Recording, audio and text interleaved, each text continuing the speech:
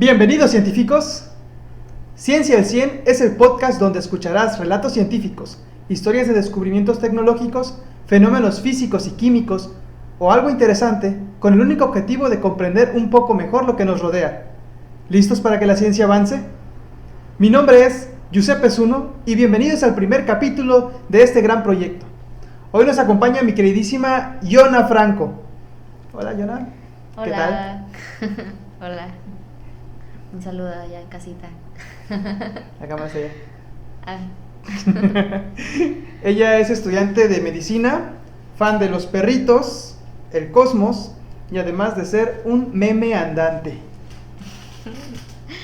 Caray, pudiste haber omitido lo del meme, ¿no? No, ¿cómo crees? Hoy, ¿qué te parece este podcast, lo que vamos a comenzar hoy? Pues bien, ¿no? Está buena la historia. Bueno, pues vamos a darle. Hoy hablaremos de uno de los descubrimientos científicos que más han cambiado el rumbo de la medicina moderna y las ciencias naturales, pues fueron de inspiración para una amplia gama de nuevos experimentos naturales. Pues hasta antes de eso, curar un hueso roto, supongo que los médicos se guiaban de su imaginación para ver cómo se rompió el brazo del chamaco. Estamos hablando del descubrimiento de los increíbles rayos X. Ciencia. Ciencia, tecnología, un poco de física, química y todo lo que nos gusta. Y tú como estudiante de medicina o persona que jugaba mucho cuando era chiquita, ¿te rompiste alguna vez el brazo? De hecho sí, sí, me fracturé una vez la muñeca. ¿Te han sacado en rayos dos X? partes. Claro, por supuesto, tuvieron que sacarme. Para eso y para cuando utilicé brackets. Oh, eso sí es cierto. Bueno, Sí. pues corría el año de 1845 cuando el 27 de marzo en el pueblo de Lennep, perteneciente al reino de Prusia, cuando nació Wilhelm Conrad Röntgen. Sus padres, Friedrich Conrad y Charlotte Constance, vivían en una casa elegante para esos tiempos, pues trabajaban en la industria textil. Cuando la Revolución Alemana estalló, la familia de Wilhelm tuvo que mudarse a Países Bajos, según ellos, por motivos comerciales. Por lo que la mayor parte de la infancia del pequeño Wilhelm la pasó en Apeldoorn. Esta ciudad está aproximadamente a unos 100 kilómetros de Ámsterdam, donde se encontraba la escuela. La idea era que él terminara la secundaria y después se hiciera cargo del negocio familiar. Esta ciudad de Apeldoorn suena como aquellas ciudades donde vivía Doofenshmirtz, ¿no? Y asociados. Y asociados. Doofenshmirtz, malvados y asociados. Ay, el cambio. En el año de 1862, sus padres lo inscribieron a la escuela técnica de Utrecht y él tuvo que irse a vivir a la casa de uno de los amigos de su padre, el doctor Jan Willem Gonning, que además de ser un amigo de la familia, era médico que daba clases de química en la universidad. Esto es fundamental porque él despertó la fascinación de Wilhelm por las ciencias naturales. Un dato curioso es que, a pesar de ser atraído por la ciencia, él no pudo graduarse para obtener un certificado. Esto es muy importante para entrar a las universidades en ese entonces, y todo fue porque fue expulsado en 1863 por hacer un dibujo de un maestro en su libreta. Esto es supuestamente un mito, y que no fue él y que fueron sus compañeros. Típico.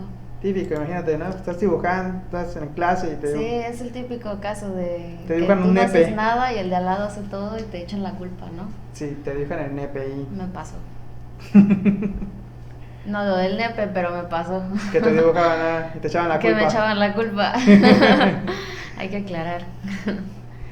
Pero esto no detendría al joven Wilhelm, así que asistió a la Universidad de Utrecht como oyente por un tiempo, pero gracias a su amigo Carl Ludwig Wilhelm Trondheim, perdonen mi alemán muy feo, Thurman, que la recién fundada Politécnica de Zúrich admitía estudiantes a través de un examen de admisión, aunque no tuvieran un certificado de terminación de secundaria. Así que su gran entusiasmo lo hace ingresar a la Facultad de Ingeniería Mecánica, y esto es fundamental para su gran historia científica.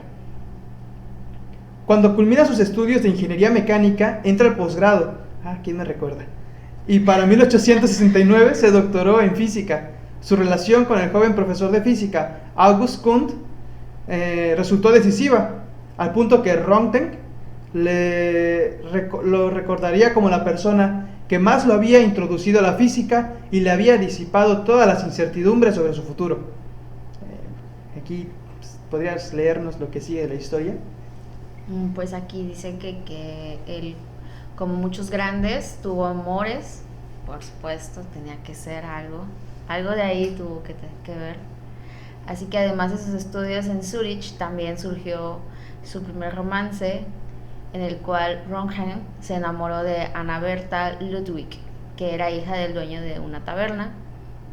Y en el año 1869 oficialmente se comprometió tras obtener la aprobación de los padres de él, y el 19 de enero de 1872 se casaron en Appleton, lo cual la boda en sí se convirtió en un asunto delicado para los Röntgen, ya que los padres de ella, aparentemente por pertenecer a un extracto social inferior, clasismo, al de la familia de él, no fueron invitados. Hasta las mejores familias, así pasa.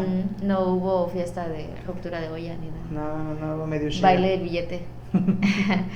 La señora Berta duró casada con él 47 años, lo cual comenzó a padecer enfermedades crónicas después, y Wilhelm cuidó de ella hasta el día de su muerte en 1919. Wow, eso es un gran amor, cuidarlo hasta el día de la muerte. Sí. Pobre hombre. De los que ya no hay, ¿no? Ya no existen esos hombres. Oye. El inicio de la carrera de Röntgen transcurrió en el laboratorio de August Kundt. Röntgen. August Kundt, uno de los físicos alemanes más importantes del siglo XIX. Tras completar su tesis doctoral en 1870, el joven acompañó a su mentor Wisburg, donde instalaron un nuevo laboratorio. No obstante, 2 años después, con Alicia ya incorporada a Alemania como resultado de la guerra franco-prusiana, ellos se mudaron de nuevo, esta vez a Estrasburgo, donde el Imperio Alemán había fundado una universidad nacional de élite. La casa de estudios le había ofrecido el puesto a Kuhn, por lo que el discípulo fue siguiendo a su maestro. No, hombre, no, qué chido. Eres aprendiz de un gran científico y te dicen, oye, ¿no? Hay chamba para acá, jálate. Las palancas, desde 1900. No son palancas, son cuerdas. En esta ocasión, Röntgen tuvo la habilitación, por así decirlo, que esto es un título académico de estudios superiores en Alemania, lo cual le permite aceptar una cátedra universitaria y su certificado de docencia. Así, en 1875 fue a Hohenheim con la primera invitación para ocupar la cátedra. No obstante, su puesto como profesor de matemáticas y física lo fue desilusionando, y un año después se regresó a Estrasburgo. Finalmente, en 1879, tuvo su primer nombramiento como profesor titular en la Universidad de Ludwig en Gießen. Y luego aquí empieza una etapa de investigador solitario de nuestro protagonista. Pues oye, parecido a la realidad, ¿no? Por ahí vas. Sí. Casi, ya andas en solitario. Sí he empezado solo. Recuerda, uno nunca está solo cuando se está con Jesús. Durante su época de Saludo profesor... para nuestros oyentes cristianos. Paz. Jesús es el camino.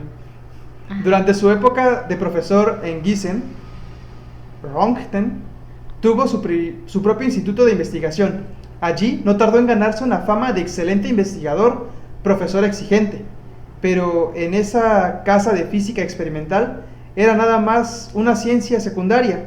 Solo algunos estudiantes avanzados asistían a las prácticas en el laboratorio, además de cumplir con el programa principal. Más allá de esto, durante su estadía llevó a cabo ciertos descubrimientos significativos, como la convención dieléctrica, una pieza fundamental para la teoría del electromagnetismo que recién estaba surgiendo, Esta, como que un dato curioso, el que estaba trabajando en esto era el físico Maxwell, que de ahí nos dieron las leyes de Maxwell, que son fundamentales para el control de motores, ¿no? Esto es muy importante. De hecho, sin esto no tendríamos ahorita mucha energía eléctrica. Ok, no existe internet, el router. No, no existiría el router. Ok, bien. En 1888 lo convocaron en Würzburg, dado que la cantidad de estudiantes era mayor, sus honorarios también eran más altos y además el edificio no tenía vibraciones y se adecuaba a su trabajo de investigación de precisión. Como físico, Röntgen tenía sus peculiaridades. No le agradaban las largas conferencias ni convenciones científicas. De hecho, sus publicaciones por esa época apenas tuvieron una tibia recepción y sus colegas incluso llegaron a acusarlo de no tener credibilidad o creatividad. Eso está padre, imagínate que vamos a un congreso. No, yo no quiero ir, no me gustan. Como que muy cerrado el tipo, ¿no? Como Sí. que, pues, como que se hizo investigador solitario, pero se lo tomó muy en serio, ¿no? Sí, imagínate. O sea, ir a un congreso Perdió su vida social. y no irse a la peda. No. A la pachanga post-congreso. En propias palabras, cito: nada había revelado no había revelado nada a nadie sobre mi trabajo. Le dije a mi mujer que estaba haciendo algo que haría que la gente, cuando se enterara, dijera: Röntgen ha perdido la cabeza. Röntgen, Dios mío, te voy a dar clases de alemán. por favor. Aún hoy existe cierta incertidumbre sobre cómo sucedió exactamente el 8 de noviembre de 1895, la noche del descubrimiento. Como Röntgen dio instrucciones de quemar parte de sus pertenencias después de la muerte, para reconstruir los hechos se necesita una minuciosa labor de detective.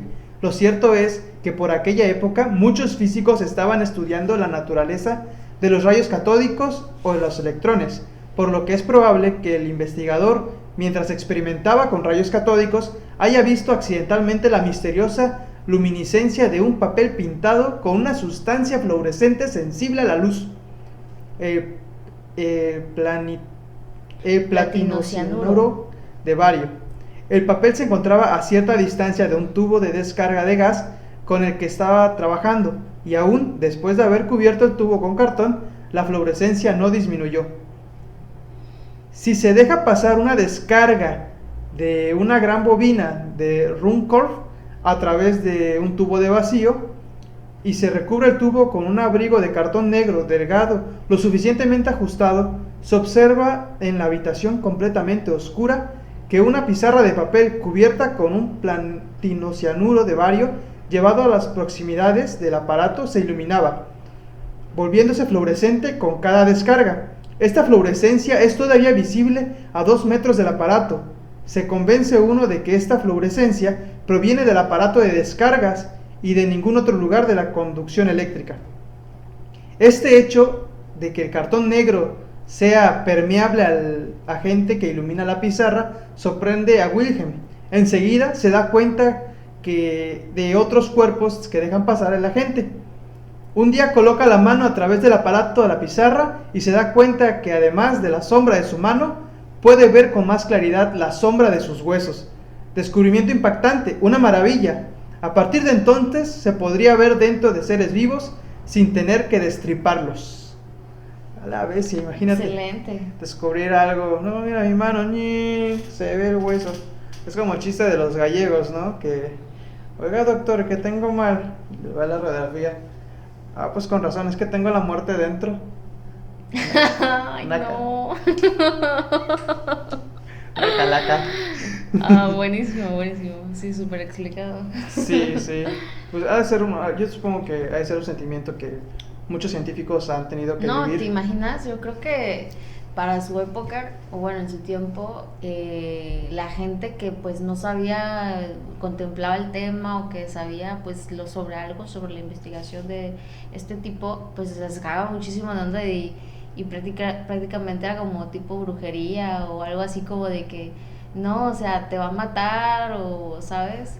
Que de hecho también, Spoiler, radiación. ándale, que de hecho también, pues mucho salió ahí que pues ciertas enfermedades como las que ya conocemos más como cáncer, entre otras, ¿no? Bueno, pues para descubrir algo debe haber un daño colateral. Sí, claro, porque pues, sabes, es nuevo, entonces no es como que sepas realmente sus ¿Qué está haciendo? secuelas, sí. Eso será para otro episodio de Madame Curie, pero Parte 2. vamos por ahí.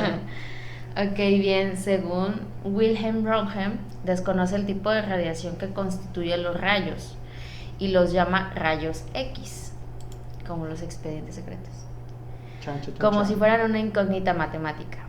Avanza, sin embargo, que deben ser un tipo de radiación similar a la luz, pero mucho más penetrante. Posteriormente se descubre la naturaleza electromagnética de los rayos X y se los bautiza como rayos Röntgen. Pero el misterioso nombre rayos X ha calado tanto que es imposible cambiarles el nombre, como hoy sabemos. Sí, imagínate, ¿no? Que se llamen rayos Röntgen. Bueno, ya le pusimos rayos X. De hecho, jefe. en la escuela te hablan de eso. Te dicen que no siempre se llamaron así porque pues el inventor, de hecho hay muchísimas cosas que se llamaron como su inventor o bueno, como su creador o descubridor, ¿no? No su inventor, pero mucha gente lo desconoce y es como, por ejemplo, las papas estas, las sabritas, todo el mundo le dice sabritas a las papas y no son sabritas sus nombres, solo son papas. Pero le dicen sabritas porque es la marca más conocida de papas. Yo pido, me dan unas sabritas. Exacto. Me dan unas papas. Ajá, entonces es tipo así. Es como los chetos también. Ajá. Sí. Más tarde se haría honor a este físico llamado Röntgen, la unidad de medida de intensidad de las radiaciones de alta frecuencia, rayos X y gamma. Röntgen reconoció de inmediato que se había topado con algo totalmente nuevo, así que los días y las noches siguientes se dedicó a investigar cuidadosamente las propiedades de los rayos X. De hecho, los examinó con tanta exactitud y minuciosidad que pasaron 17 años hasta que alguien pudo sumar otros hallazgos básicos a su investigación. Entre los puntos fundamentales, por ejemplo, se establecía que los rayos podrían penetrar casi todo, incluida la mano de su esposa, pero no los huesos, que dejaban una sombra sobre la placa fotosensible. Los resultados de su investigación fueron publicados en el artículo sobre una nueva clase de rayos. Ahí en los show notes, ahí en Instagram, voy a poner la imagen de la mano de su esposa, cómo se veía con los primeros rayos X. Es algo impresionante, ¿no? Imagínate que pues, pasas tu manita y se empieza a ver, ¡ay, güey! ¿Qué pedo? Ajá. Está. Sí, es lo que te decía, que haber sido un shock impactante de pues un super mega descubrimiento. Sí. Y para la ciencia, para el mundo, o sea, increíble. Entre los puntos fundamentales, por ejemplo, se establecía que los rayos podían penetrar casi todo, incluida la mano de su esposa. Ay, esto ya lo dije. Ay, perdón. En pocos días la noticia del descubrimiento dio vuelta al mundo y Röntgen se transformó en la primera superestrella de la ciencia. La comunidad científica recibió la noticia con entusiasmo. De golpe, Röntgen se encontró en el candelero de las noticias. Le llovían los premios, honores y pedidos, pero cada vez le resultaba más difícil de mantener su cronograma habitual de trabajo en el laboratorio. Por ello terminó aislándose, no solo del público, sino también de sus colegas. A la vez lo seguían los paparazzi, le decían, ¡hey, la selfie! Sí, entonces podemos concluir que valió la pena no ir a las calendas después de las conferencias, ¿estás de acuerdo? Sí. Sí, valió muchísimo la pena la investigación del sujeto. ¿Tú lo harías? Su sacrificio valió ¿Tú mucho. sacrificarías las pedas? Su vida social, bueno, es que pues si tuviera algo grande como esto, algo que sé que va a cambiar la perspectiva y que va a ser algo fuerte, claro, por supuesto. O creo que no lo llamaría yo sacrificio, sería más como ya lo haces por inercia, ya porque te nace más llegar a casa, seguir con la investigación, que estar en la calle o porque me imagino yo que el vato le pasaba que estaba en la calle, pero simplemente estaba todo el día pensando en eso, ¿no? Como todos los alumnos del CONACYT. Tipo, ¿no? Tipo, no sé. Pero supongo que sí, así de emocionante debe ser cuando algo te apasiona. Bien, en 1900, con el ofrecimiento de la Universidad Ludwig Maximilian de Múnich, y en 1901 con el reconocimiento del Premio Nobel a la distinción científica de mayor valor monetario, Röntgen alcanzó el cenit de su carrera académica, o sea, su pico, para los que no hablan culto. Sin embargo, la creciente fama también tuvo su lado oscuro, la cual fue la discusión sobre quién descubrió primero los rayos, lo persiguió hasta la vejez, dado que los rayos X habían existido siempre y él fue simplemente la primera persona que los percibió y estudió. Algunos investigadores le reclamaban la autoría, ya sabes, ¿no? Las pirañas, como siempre, los cuervos atacando. Esto mismo igual me recuerda a la historia de la discusión que tenía Newton y Leibniz, de quién había descubierto el cálculo.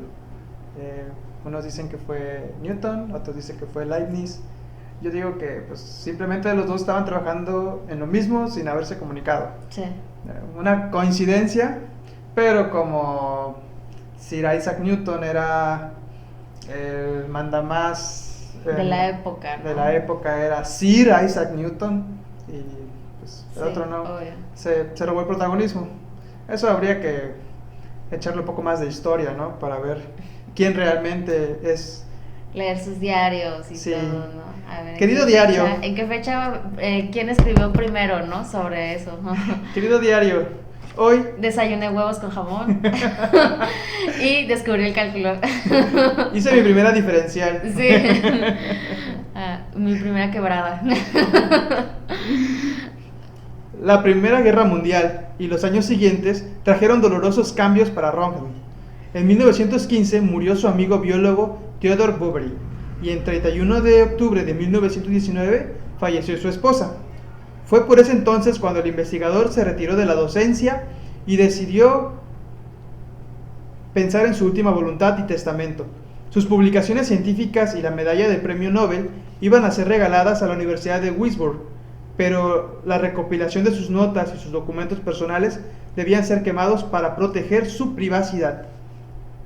Esto yo también tengo algo así en mi compu. El día que yo fallezca hay un video con instrucciones exactas de qué iba a hacer cada persona y al final sí, Okay. Y al final tienen que borrar todo.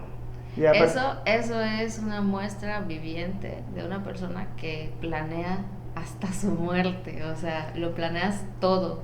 Sí. No sé si eso sea muy bueno o muy malo, pero es interesante ver ese video, tengo ganas. Ahora tengo ganas de verlo. Hasta que me mueras te va a llegar un correo donde dice un virus troyano, ¿no? La posguerra para él, que había vivido la fundación y el fin del Imperio Alemán, no fueron buenos años, pues desde el punto de vista político se sentía más cerca de la monarquía que de la democracia, surgida a partir de la revolución, pero eso se sumaba a la devaluación de su fortuna por la inflación desmedida de los primeros años de la República de Weimar. Para ese entonces su círculo social era cada vez más reducido, al punto que conformaba casi exclusivamente a la viuda y la hija de su amigo Theodor Boveri en Würzburg. Y como todo ser viviente, le llegó lo inevitable. En el año de 1923, a la edad de 78 años, Wilhelm Conrad Röntgen fallece en Múnich. Los fundamentos físicos y los efectos biológicos de los nuevos rayos eran en gran medida desconocidos hacia fines del siglo XIX. Al principio, todos los que lo usaban eran experimentadores, ya sea de la medicina, la física o la ingeniería. Desde el primer año de descubrimiento, los distintos especialistas médicos comenzaron a usar los rayos X, como los pioneros que eran, adquirieron equipos con sus propios recursos y comenzaron a explorar este nuevo territorio. Para ello, convirtieron los sótanos y las bodegas de los hospitales en modestas salas de radiología o estudios que serían las semillas de los futuros departamentos de radiología e institutos enteros. Los famosos exámenes de imagen. ¿Así se llama? Sí, así se les dice ahora. Exámenes de imagen. Sí, porque pues el resultado del estudio te lleva a una imagen. Ah, Ok. leer la radiografía es Sí, examen de imagen. así es. Dato interesante. Perturbador. El primer departamento de la especialidad se creó en Glasgow en 1896. Los dispositivos eran una simpleza conmovedora, ya que los tubos de rayos X se montaban sobre un soporte, mientras que los pacientes permanecían de pie o sentados en sillas o mesas comunes, sosteniendo las placas de foto contra su propio cuerpo. Antes de la Primera Guerra Mundial, la tecnología aún no era habitual en la medicina. Solo después iría adquiriendo un ritmo tan acelerado que nos permitiría instalar con la rapidez suficiente salas adecuadamente equipadas para dichos estudios. Esto es algo normal en las guerras, ¿no? Que pues eso detona la ciencia, la innovación, los avances científicos y tecnológicos. Pues cómo aumentaron, ¿no? Pasaron de que los hermanos Wright habían descubierto el principio para volar, y en unos cuantos años, ¡pum!, aviones por todas partes. Se elevó porque vieron que era súper útil. Y Pues ahora, es que sí, básicamente, como dijeran, de lo malo sale lo bueno, ¿no? Porque muchos grandes mentes se fueron desarrollando por la necesidad, ¿no? Ya sea desde las armas hasta los servicios de salud, por las grandes guerras, porque pues era la demanda de que pues gente que se mataba con otra gente, y pues necesitaban ellos pues mantener en auge a los soldados, ¿no? Y pues tener la fuerza desde los aviones, las armas, los transportes, la maquinaria y más que nada la salud de sus soldados. Entonces, tiempos de crisis, ¿no? en tiempos de crisis surgieron muchísimas cosas avanzadas y pues muchas mentes brillantes, pero lamentablemente, ¿no? Por motivos equivocados quizá, pero se descubrieron muchísimos avances que hoy en día pues ya son parte de... Eso pasa. Cosas buenas y muchas cosas malas también en nombre de la ciencia. Así es. Bien. Y Pues, de a poco la radiología se fue ganando su sitio dentro de la ciencia galena. A su avance triunfal como herramienta diagnóstica le siguió la creación de una especialidad profesional independiente, con sus propios requisitos. En un comienzo, el radiólogo cumplía diversas funciones. Era médico, asistente, fotógrafo, mecánico, archivador y encargado de registros, todo al mismo tiempo. Esta amplia variedad de tareas después de 1900 dio origen a diferentes profesiones. El radiólogo como especialista médico, la enfermera especializada en radiografías, el fotógrafo de radiología y el técnico radiólogo. uy, eran todólogos esos guates. Pues prácticamente sí. Como ahorita es el IMSS, ¿no? Que igual lo hace todo él mismo. Sí, por eso luego se equivocan de pierna. Esta es la buena. En el caos. La Primera Guerra Mundial marcó un hito en la primera fase de la experimentación radiológica, dado que los millones de soldados heridos y mutilados en las trincheras contribuyeron a extender el uso de los rayos X. De ese modo quedó demostrada la importancia social que tenía la joven profesión y su tecnología, pero además de esto se vio también favorecida en el mundo civil por la difusión de los seguros de salud que cubrían los costos radiográficos. Una vez finalizada la Gran Guerra, la radiología fue reconocida como una especialidad médica independiente y se crearon las primeras cátedras en las universidades. En concordancia, se desarrolló la profesión de enfermero o enfermera especializada en radiografías, más tarde técnica, como parte de un nuevo grupo de expertos. Con respecto a la historia de la disciplina, en 1896, un año clave para el desarrollo diagnóstico radiológico y la radioterapia, después del descubrimiento, se escribieron durante ese año un total de 49 libros y folletos y 1044 ensayos sobre aspectos científicos y posibles aplicaciones de los rayos X. En la gran mayoría se abordan específicamente las posibilidades del uso médico. Debido a las condiciones técnicas, la aplicación de los rayos X primero se limitó a la descripción de la estructura ósea en el rango de las extremidades. Sin embargo, a medida que fue creciendo el nivel de conocimiento, también se empezaron a reconocer numerosas alteraciones anatómicas y enfermedades de los huesos, haciendo posible tratamientos más exitosos, la localización de cuerpos extraños, fracturas, luxaciones y enfermedades óseas que eran de gran importancia para el manejo quirúrgico. A la bestia, todo lo que se pudo, lo que se hizo en tan poquito tiempo que salió. Claro, sí. Imagínate. Prácticamente una fractura solo podías saber que era una fractura cuando estaba expuesta. Tocar. Así es. Dolor. ¿Te duele? También. Que te diré que inclusive con el hueso roto, muchísimas personas pueden llegar a caminar si es que es en la pierna o simplemente entumirla si es en el brazo o algo. Pues depende del umbral del dolor de la persona. A la bestia. Bueno, yo esto también lo he visto en la ingeniería. Los rayos X se ocupan para sacar radiografías a las soldaduras. Y ahí vemos si una soldadura estuvo bien hecha, estuvo mal hecha, tuvo poros, va a resistir la presión, la fuerza y todo esto con los rayos X. Saca una placa y te la entregan así como una radiografía y ahí tú ves y tienes que, incluso es una especialidad de la ingeniería mecánica, que tienes que aprender a interpretar soldaduras si están bien hechas, así como en el cuerpo, igual en la mecánica. Esto, dato curioso por los que no son médicos y les gusta la ingeniería. Bien, para la primera radiografía de un órgano del tórax fue hecha por el escocés John McIntyre con un tiempo de exposición de 60 minutos y radiografías bastante borrosas. El diagnóstico solía ser muy limitado, obviamente, lo cual se basaba en detalles como la forma y el tamaño del corazón, la posición del diafragma, las extensas sombras provocadas por el líquido pleural, la translucidez por neumotórax, el ensanchamiento del mediastino y la descripción de los huesos del tórax.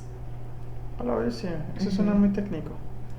Pues realmente no se diferencia mucho de lo que es ahora, o sea, se sigue siendo por interpretación. Obviamente que ya la tecnología que tenemos pues nos permite ver las formas más definidas, pero hay pequeñas partes del cuerpo que a veces por el ángulo de la fractura no se llegan a ver muy claras, ¿no? Pero obviamente cuando ya tienes la práctica o ya eres una persona ya eres un médico de tiempo, llegas a interpretar, ¿no? Ese es el arte del interpretar. Ya le agarran la maña. Ajá, ya no es como que cualquiera lo puede ver, sino que ya es como que la experiencia te enseña. Experiencia. Lo que piden en los trabajos, chicos. Lo sabré yo que estoy en mis 20s. En cuanto al uso de agentes de contraste, los primeros intentos fueron de Edward Hadweck y Otto Lichtenhall en Viena. Ellos utilizaron una mezcla de Teichmann compuesta por cal, cinabrio, que es mercurio, y petróleo, para tomar una radiografía de los vasos sanguíneos de una mano amputada. Ay, esta imagen está bien creepy, se ve bien chida. ¿Drástica? Sí, pero se ve muy Gráfica. padre los vasos sanguíneos, cómo se puede Bien. notar ahí en los show notes, los van a ver en Instagram. Los urólogos también se interesaron mucho en la aplicación de los rayos X. En julio de 1896, John McIntyre logró tomar una radiografía de un cálculo renal, diagnóstico que confirmaron con la operación. Oh, bueno, te ayuda una radiografía a ver un cálculo renal. Claro. Jeje. Pues Ay. los cálculos solamente son acumulación de metal en el cuerpo, entonces todo lo que sea por algo en las radiografías te pedían que te quitaran las cosas de metal. ¿Cómo? Lo que se en el riñón, lo que se ve Es metal. Ah, chingada. O sea, no es metal, sino que son cúmulos de diferentes metales. ¿Me explico? Ves que llega a ser mucho lo que es puede llegar a ser mucho zinc, calcio o hierro. ¡Oh, Por eso le llaman cálculos o piedras en el riñón. Literalmente son piedras. Son minerales que el cuerpo ya, no desechó y se absorbieron, se acumularon en el riñón. Cuando dicen cálculo renal, me imagino Un riñón haciendo cálculos, ¿no? Sí. Sí. El dibujadito. En lo que atañe a la radiografía ginecológica, las primeras investigaciones fueron realizadas por el obstetra norteamericano Edward Parker Davis. Para conseguir la primera placa, puso el cráneo de un feto dentro de la pelvis de un cadáver femenino con un tiempo de exposición de 1 hora y media. A su vez, ¿y a cuánta radiación? Ya estaban muertos, no contaba. Fetos. Yo me acuerdo que hace unos años tuve la oportunidad de darle mantenimiento a un equipo radiológico allá por Tabasco. Fuimos. Por Tlaxcala, donde quién sabe dónde es Tlaxcala. No, allá por Tlaxcala no existe. No, sí existe. Ajá. Un amigo dice que sí. Okay. Bueno, y me acuerdo que en ese tiempo, que era mi jefe, me dijo, cúbrete bien mientras estábamos reparando eso. Sí. Yo era, recién empezaba en la universidad. Joven y estúpido. Sí. Vaya. Y ahí me ves con mi equipo de plomo, cuidándome las bolas, desarmando. Y yo digo, wow, y nos decían, el tiempo de exposición es muy corto, así que háganlo rápido. Pero este güey estuvo 1 hora y media. A la bestia.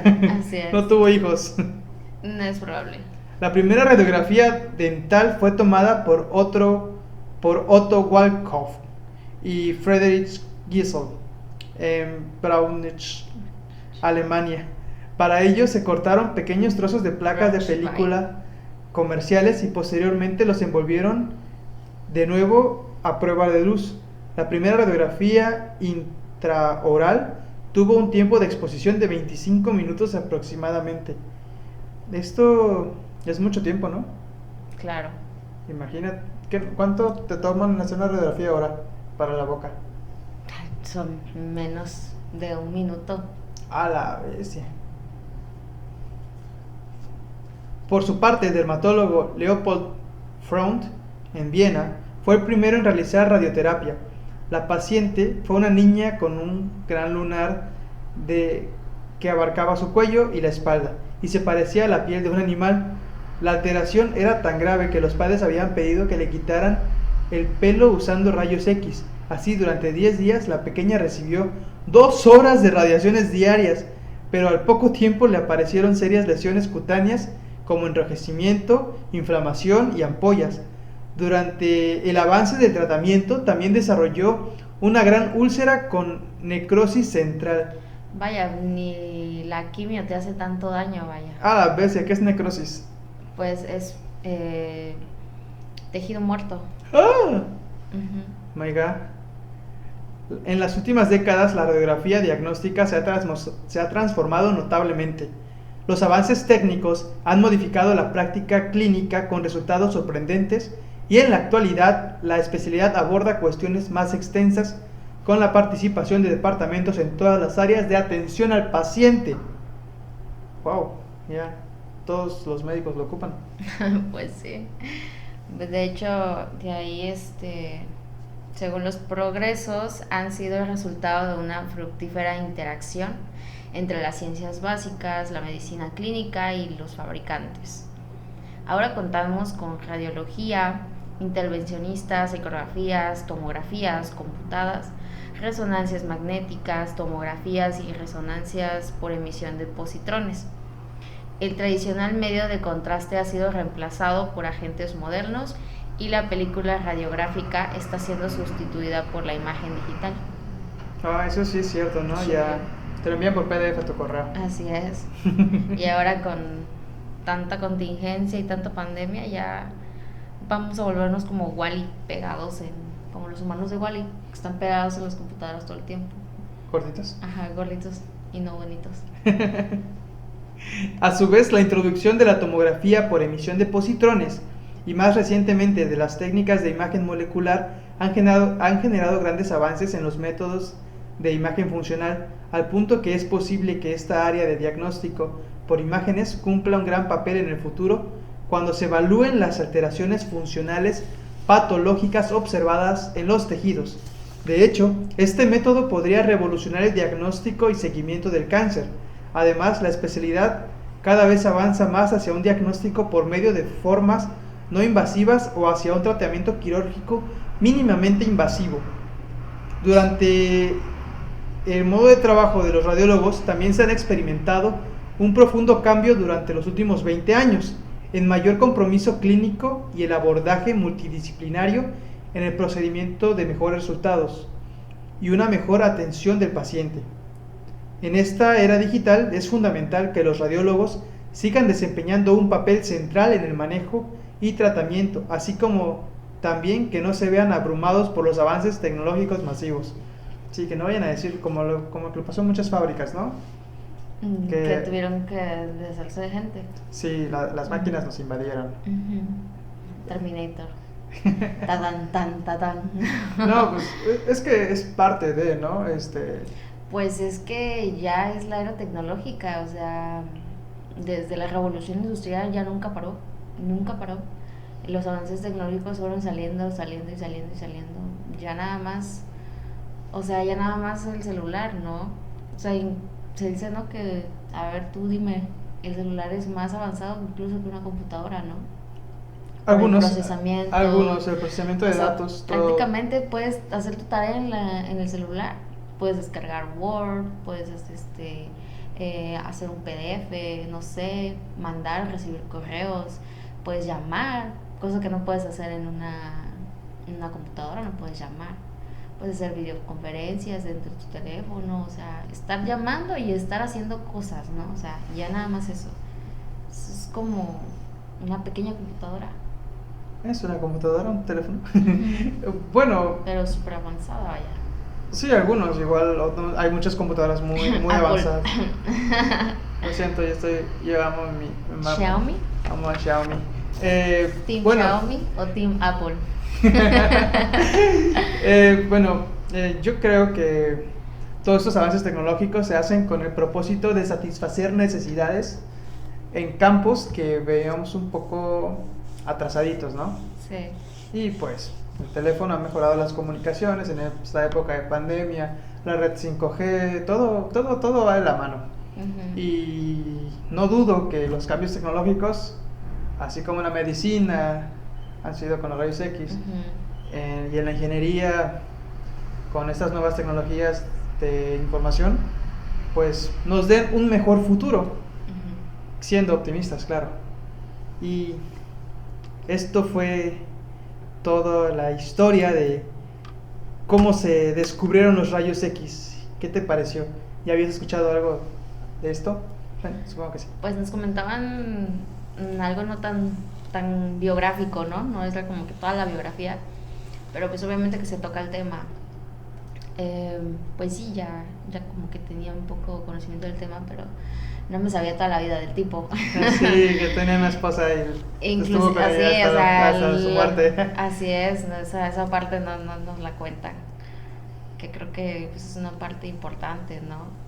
Pues porque digo, el tipo se aisló, o sea, ya hablando como individuos, pues el tipo se aisló como persona para desarrollar su proyecto, ¿no? Que fue lo de los rayos X. Pero nada de todo esto, pues obviamente que tuvo que tener un apoyo, ¿no? Quien fue pues su pareja de toda la vida. Y obviamente que lo último que pudo haber hecho por ella pues fue cuidarla hasta su lecho de muerte. Entonces, está padre, ¿no? Sí, está muy Relationships goals. Sí, está padre, está muy padre. Pero sí, obviamente que la tecnología, no sé, hay muchos, yo no termino de saber qué es lo que puede llegar a ser mi computadora, ¿no? O sea, muchas de las personas es como que veo que nada, ni siquiera nunca tocan el mouse, es como que todo en el teclado y por los gadgets y todo, ¿no? Está súper padre, pero es algo interesante. como que asusta, pero gusta, ¿no? O sea, está padre. Te va a doler, pero te va a gustar. Ok, no. Basta. Y bueno, esto fue el primer episodio de Ciencia al 100. Espero te haya gustado. Gracias por venir. Gracias por la invitación. En este primer capítulo. En la descripción dejaré las redes sociales de Ciencia al 100, de Instagram, de Facebook y mis redes sociales. Síganme como @Giusuno. ¿Cómo te buscamos a ti en Instagram? @YonaFranca. Yona Frank. Bueno, igual va a estar en los comentarios. Denle compartir y suscríbanse. Y esto fue Ciencia al 100. Muchas gracias, nos vemos.